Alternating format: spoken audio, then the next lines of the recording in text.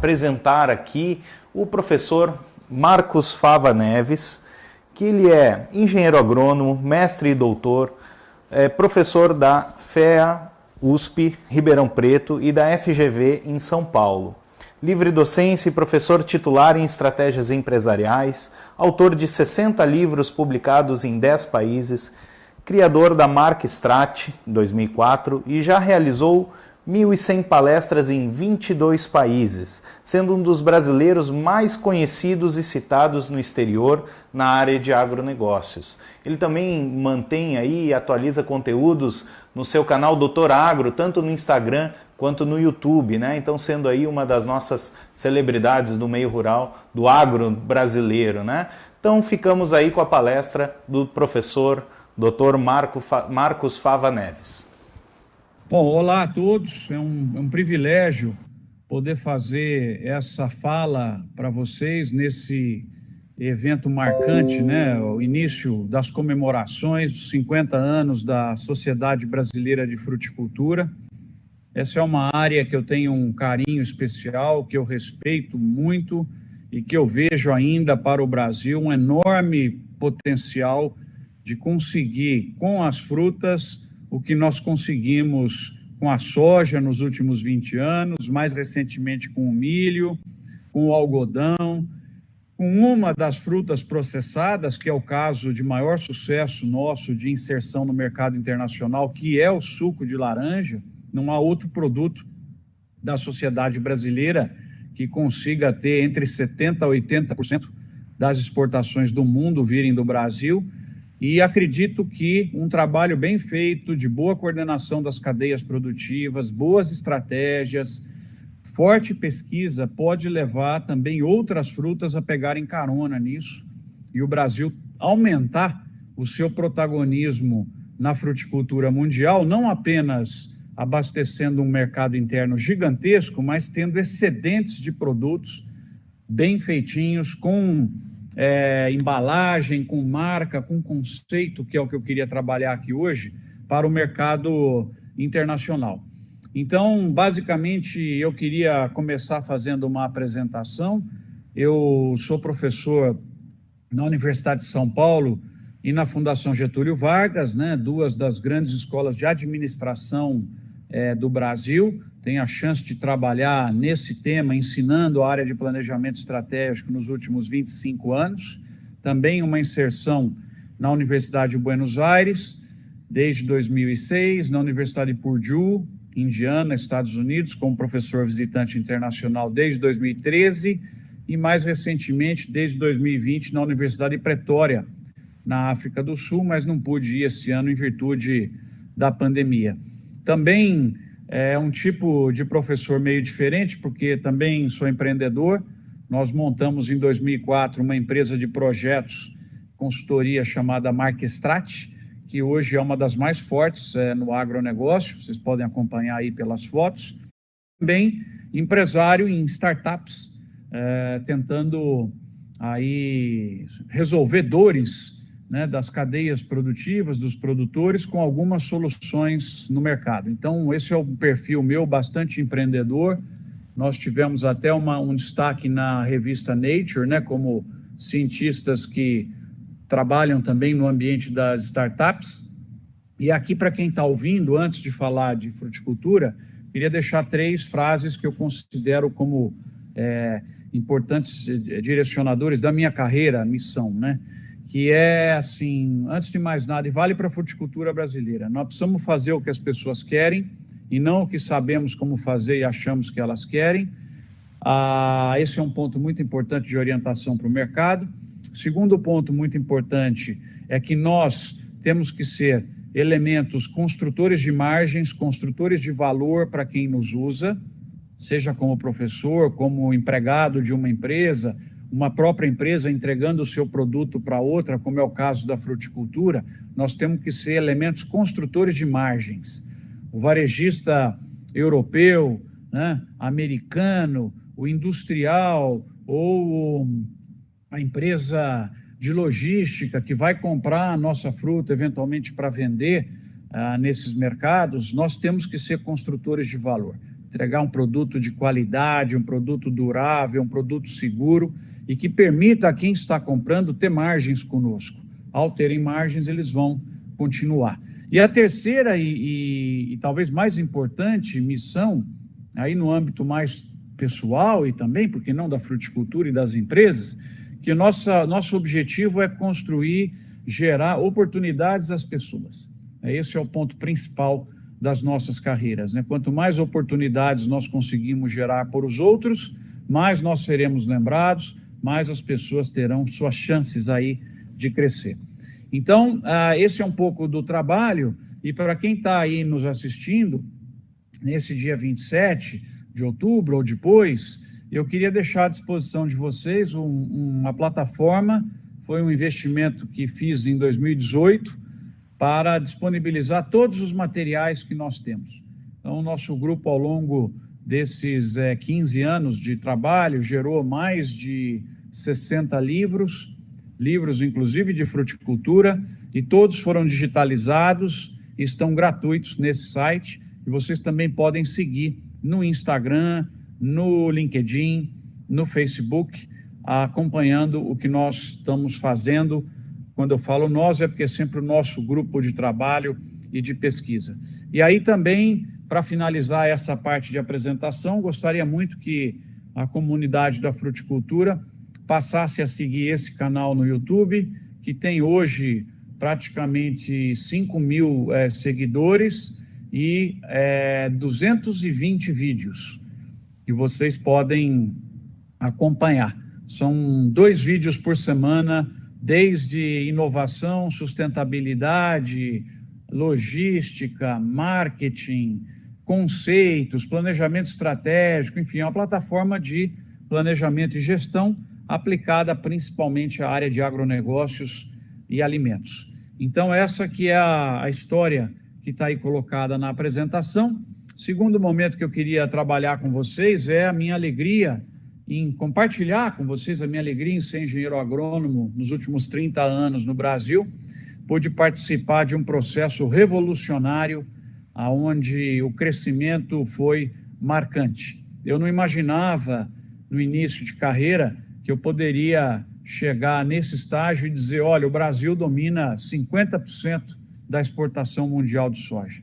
O Brasil hoje acumula, e por isso meu ânimo ainda com a fruticultura, acumula 50% do mercado mundial de açúcar, né? 1/3 da carne de frango, 1/5, um pouquinho mais, e crescendo, da carne bovina, 12%, 13% da carne suína transacionada no mundo vindo do Brasil, né? E crescemos também em fumo, papel e celulose, café, né? E outras áreas bem marcantes aí da nossa produção. A fruta ainda falta, e vocês podem acompanhar nesse canal do YouTube, estou lembrando agora de contar para vocês, diversos pequenos vídeos de 3, 4 minutos mostrando as gôndolas de frutas em supermercados na Suíça, na Holanda, nos Estados Unidos, né, oportunidades que existem aí para que a gente possa crescer. E aí, para concluir esse slide, queria contar também 2 boas histórias para vocês, que nossos convites, está certo que esse ano só foi um convite, né? Os demais foram todos cancelados em virtude da pandemia, mas nós temos sido convidados para falar das empresas brasileiras no exterior. Não é mais só do agro, né? do que a gente fez como setor, mas sim casos de empresas. E aí, muito interessante, um convite recente para falar, agora em janeiro, nos Estados Unidos, para a Associação dos Executivos Americanos de Agronegócio, falar sobre a São Martinho, para falar sobre a Granja Mantiqueira. Todas elas atingiram a liderança em muitos aspectos de gestão e são casos para se falar fora do Brasil também.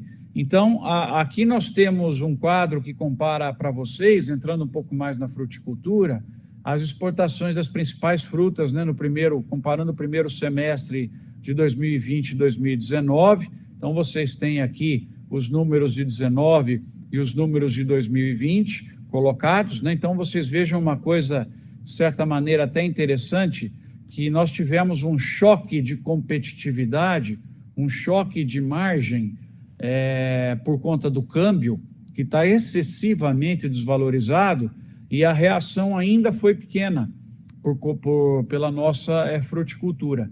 Então, na verdade, nós temos que pensar, né, Epagre, toda essa turma aqui em São Paulo também, os institutos de pesquisa, né, pensar um pouco mais que caminhos, né, quais são os caminhos estratégicos, e a Apex ajuda muito nisso, para que a gente consiga ocupar um espaço relevante, principalmente naqueles mercados emergentes e que não tem a produção ali próxima, né? Porque é difícil você competir em mercados que tem produtor logo ali do lado, né? Por toda a questão da dificuldade logística que envolve todo o pós-porteira na área de frutas, que eu reconheço, né? Se fosse fácil, já estaria feito. Então, vejam vocês que nós temos ainda um trabalho grande para fazer nessa área. O nosso canal principal, quando você considera janeiro a setembro, é realmente o Porto de Rotterdam, né? Nós temos um total acumulado aí, desses primeiros 7, 8 meses do ano, de 570, mais ou menos, milhões de dólares, e entrando principalmente nesses mercados aqui. E é uma coisa interessante quando você olha carne, soja e outros produtos do Brasil, né, que a gente vem liderando no mundo, não é esse o perfil comprador.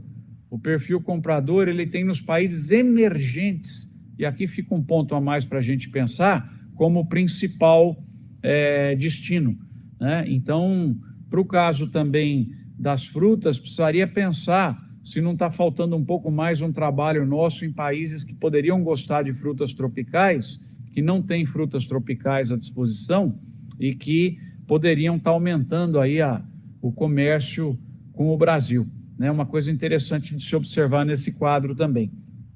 E aí, o que eu queria deixar para vocês é uma ferramenta para se pensar, porque nós temos muitas oportunidades aí pela frente. Então, eu fiz um trabalho com 4 integrantes aí da minha equipe, mais o professor Eduardo Spers, que é um grande especialista da área de comportamento do consumidor, trabalha em marketing de alimentos, também trabalha lá na Exalc, em Piracicaba, e nós botamos junto esse material que está à disposição de vocês para download lá no site Doutor Agro. Ele é curtinho, aí tem ao redor de 8, 9 páginas apenas, e é esse material que eu queria compartilhar aqui com vocês. É um modelinho para oportunidades, descoberta de oportunidades nas estratégias no marketing de alimentos. E o que nós procuramos fazer aqui foi traduzi-lo para a fruticultura, adaptar um pouco mais para a fruticultura. Então, para que vocês conheçam o modelo, eu não vou estourar o tempo, não vou ver um a um desses itens, até porque eu vou passar por eles rapidinho com vocês via fotografias. Nós temos aqui, o modelo é baseado nesses 3 pilares, que são divididos nas fontes de informação, que são importantes para eu monitorar como grande empresa produtora de frutas, que são os consumidores, ler relatórios e pesquisas, conversar com canais de distribuição, frequentar eventos e cursos, né? Tem eventos maravilhosos da fruticultura mundial. Eu lembro que em 2013 eu fui num em Berlim chamado Fruit Logística, uma coisa de louco, tanto de aprendizado que eu tive lá. Sites e plataformas compartilhadas na web, influenciadores, concorrentes e outros. Esses são fontes de informação para nos dar as principais tendências, principais oportunidades e os principais argumentos para se utilizar.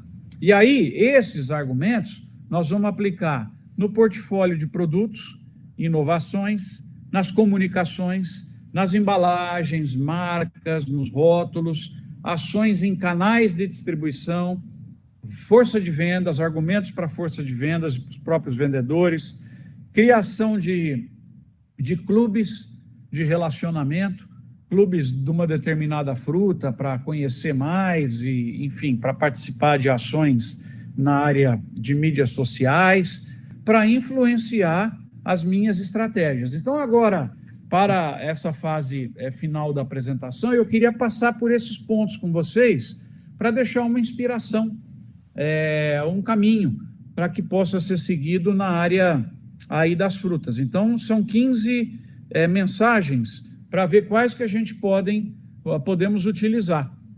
Então, a primeira mensagem que está aí, que é uma tendência interessante, é a história do consumidor aventureiro, que tem maior interesse por sabores, por aspectos sensoriais, conhecimento das características dos ingredientes alimentares. Então, isso é um fato, está aí, é uma característica do mercado, tem empresas se orientando para isso, e no caso da fruticultura também é um item que pode ser melhor trabalhado, chegar mais próximo desse consumidor, alguns casos já acontecendo, e passa a ser também uma oportunidade. Então, esse seria o primeiro tópico. Um segundo tópico que é do nosso modelinho Marcalim lá, mas eu creio que para a fruticultura não representa um problema, né, porque ela não é criticada pelo seu conteúdo, como é, por exemplo, a carne bovina, a própria carne suína, e a gente tem que trabalhar daí para esses tipos de consumidores fontes alternativas, né, que vocês já ouviram falar e participaram, né, questão da origem de carne com plantas, a alimentação de insetos, de algas, que tem crescido muito, trabalho da própria Granja Mantiqueira, que eu acompanho muito de perto, chamado Novo, que é o ovo que não vem da galinha, né? E outros aqui, salmão, escalope, caranguejo, que não é original, são todos imitações desses produtos. Então, essa é uma segunda grande tendência no marketing de alimentos, do nosso modelo, mas que eu creio que para a fruticultura ela não seria tão interessante, a não ser alguma coisa como que não está muito ligado a essa tendência, mas alguma modificação genética que permitiria a fruta ter algum tipo de ingrediente adicional ou remover dela alguma característica que não seja interessante. Recomendo vocês visitarem o site da maçã Arctic Apple, feita pela Intrexon, que eles fizeram o sequenciamento genômico, né, da maçã e descobriram qual o gene que confere escurecimento à maçã quando você morde a maçã e deixa ela em contato com o ar. E aí eles desligaram esse gene de tal maneira que ela não escurece mais. Então eu imagino que poderia ser alguma coisa nessa linha, nessa tendência aí. Esse aqui dá para se usar muito, né? Movimento de produtos verdes, o footprint, reduzir o desperdício e a poluição, bem-estar animal. No caso dos ovos, tem se trabalhado muito com a ideia do free range, né, que é galinha criada solta, e fornecedores sustentáveis é o que está hoje na tela do mundo, né? O pessoal, principalmente da Europa, querendo trabalhar cada vez mais com cadeias de suprimento sustentáveis. Então, aqui você tem trabalhos muito interessantes feitos com frutas. Eu tenho um filminho lá no canal do YouTube com esse supermercado Fresh Time. Eu recomendo vocês assistirem, 5 minutos, uma visita impressionante que eu fiz nos Estados Unidos, trabalhando a questão regional. Então, nós temos aqui orgânico, certificado e bastante coisa, possibilidades nesse item 3 com a fruticultura. Um ponto também interessante para trabalharmos e pouco explorado é a chamada food on the go, né? Alimentação caminhando ou entre um intervalo e outro. E aí eu vejo grande potencial para a fruticultura investir mais nisso, que são os snacks, né? Os salgadinhos feitos de frutas, portanto, muito menos calóricos, mais nutritivos, com mais entrega de fibra do que os tradicionais, e os crunch pack, olha que legal aqui, né? Os alimentos, as frutas já num formato fácil para a pessoa colocar numa alimentação em que ela está andando, ou mesmo num coffee break, né? Às vezes você vê que esses coffee breaks, esses eventos, né, os intervalos dos eventos que nós vamos em grandes hotéis e tal, poderia explorar mais a fruta, né? Ela não entra tanto, muitas vezes, porque ela não está já cortadinha, ela não está fácil para a pessoa pegar. Então, o cara, eventualmente, não vai querer pegar uma banana inteira no coffee break lá, mas ele pegaria se fosse picado, um pedaço ou dois. Então, eu acho que também nessa questão de pequenas porções, nós temos aspectos muito importantes. Uma outra tendência é a atenção às dietas, sentir-se bem, saudável, nutrição, fibras, proteínas, colágenos. Aí dentro dessa tendência tem o surgimento dos flexitarianos, que não são os vegetarianos, eles reduzem parcialmente o consumo, mas consomem de tudo, né? Então, nesse aspecto aqui, tem muita história para contar nas frutas, o que ela carrega, né, de nutrição, o que ela carrega de fibras, o que ela carrega de outros nutrientes, como um ponto muito importante aí de trabalho. Então, tudo isso representando que você pode comunicar mais o benefício da fruta para saciar a fome, para atenção à dieta e justamente para se sentir bem, né? Tem aquelas campanhas 5 a Day e outras mundiais aí que eu lembro quando fizemos um plano para o IBRAF lá atrás, nós revisamos esse material, trouxemos aqui muitas ideias para se fazer no Brasil. Uma outra tendência que acho que para a fruticultura não teria tanto problema, tanta oportunidade, mas é essa a febre de produtos isentos de lactose, isentos de glúten, açúcar e outras restrições aí na dieta. Talvez para a fruticultura, onde isso poderia ser mais interessante, é na questão dos sucos, né?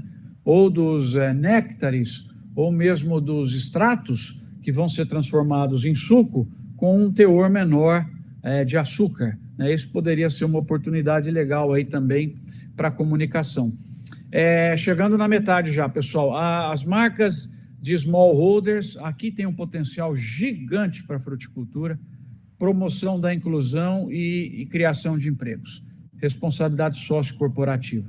Então, aqui também eu vejo muito pouco sendo usado, né? Um exemplo legal para vocês visitarem o site é a Coagrisol, que é uma cooperativa aqui de Itápolis, no interior de São Paulo, que trabalha o negócio do fair trade e tal. Eu acho que esse caminho para a fruticultura brasileira tem ainda muito espaço para conquistar, que é a ideia das marcas de pequena produção, né, promoção de inclusão, criação de empregos, como um argumento muito importante também.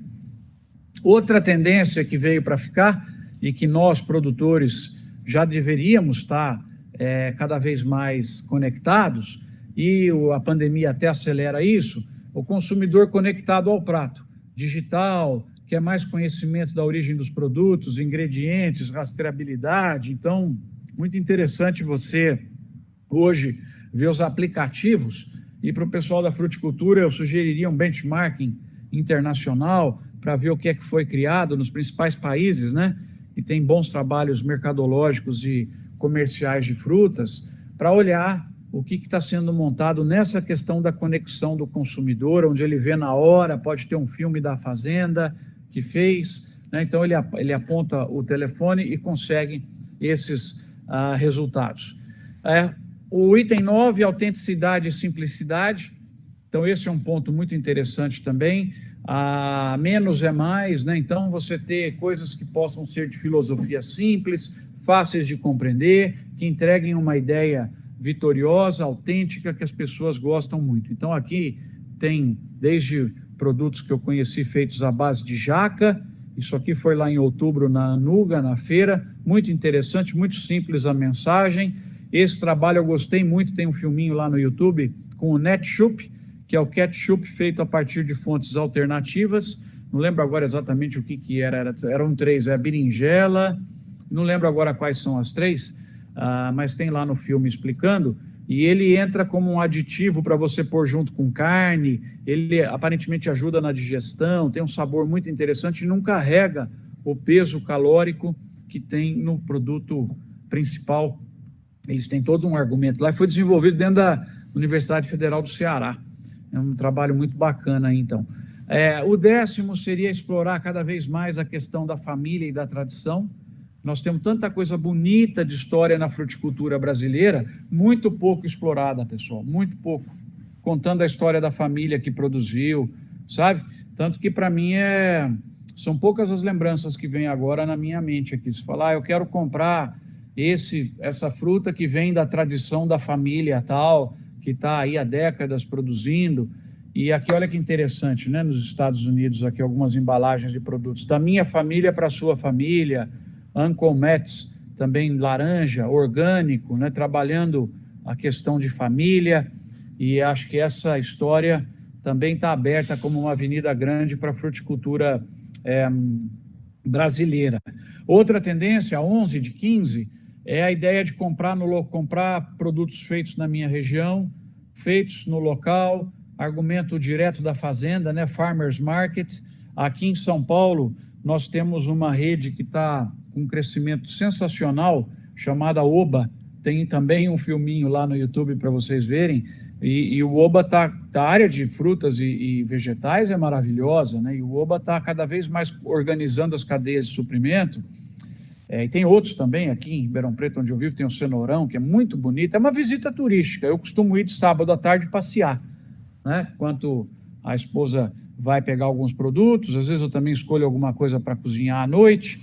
É uma experiência de passeio. E aí prestando atenção nos produtos, tirando foto, vendo o que eles têm de novo. E essas grandes redes, elas estão cada vez mais fazendo produtos com as marcas próprias delas. E também uma outra área que não é muito explorada aqui no Brasil e que eu vejo muito na Europa e nos Estados Unidos é o buy local, né? O comprar coisas feitas na região. Olha, made locally, essa rede que eu visitei é de Indiana, nos Estados Unidos, no estado lá no meio oeste, onde eu tive a grata oportunidade de morar 3 anos da minha vida. E lá, esses são todos os produtos de Indiana. Então, se você é fã de Indiana, deixa eu ver o que tem aqui do meu lugar, né, para eu comprar. É uma coisa legal também. E no caso do suco, né, até a bandeirinha tem aqui, ó, Farmer Owned. Vocês estão vendo que legal? Farmer Owned e a bandeira americana no suco de laranja da Florida's Natural.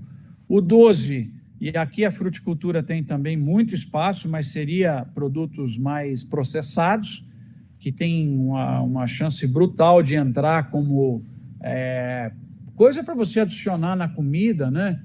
Eu lembro uma vez que acompanhei um trabalho aqui com ketchup de goiaba, e aquilo junto com a carne ficava uma delícia, né? Ele também ajudava aparentemente na digestão, como exemplo semelhante àquele do Netshoop que eu falei para vocês há pouco tempo. Então eu acho que aqui também a fruticultura poderia pensar mais em produtos gourmet que podem ser usados como temperos, como aditivos, né? E aqui também se trabalha muito o premium e o artesanal. Artesanal é um outro conceito crescente que eu percebo nos supermercados de outros países, né? Sendo usado cada vez mais. O 13 também na fruticultura tem uma coisa muito bacana, que é começando a acontecer aqui no Brasil. Esse produto eu vi lá na Alemanha, é Lady Blue. Olha que legal, é o café feito por mulheres para mulheres. Então, hoje as pessoas gostam muito disso aqui. O que é isso? É storytelling, é você contar história. Então, ao consumir aquele produto, eu aprendo uma história legal, né? Tem informação entre os usuários e cada vez mais crescendo o papel dos influenciadores, como gente importante para a cadeia de frutas participar. Nós temos aqui no Brasil um jovem que ficou agora entre os 100 mais influentes do mundo da revista Times. Ele é um youtuber. Eu, como gosto que as pessoas façam sucesso, eu olhei, tem gente que detesta, né? Eu adorei, falo, poxa, colocamos além do presidente do Brasil, que normalmente está, né, pela importância do país, tem um jovem que é um youtuber. Aí outro dia minhas filhas estavam mostrando gente que tem 10 milhões de seguidores no Instagram. Então eu acho que aquela ideia tradicional do marketing, ela mudou hoje, ela tem que ser via mídias sociais com influenciadores, né?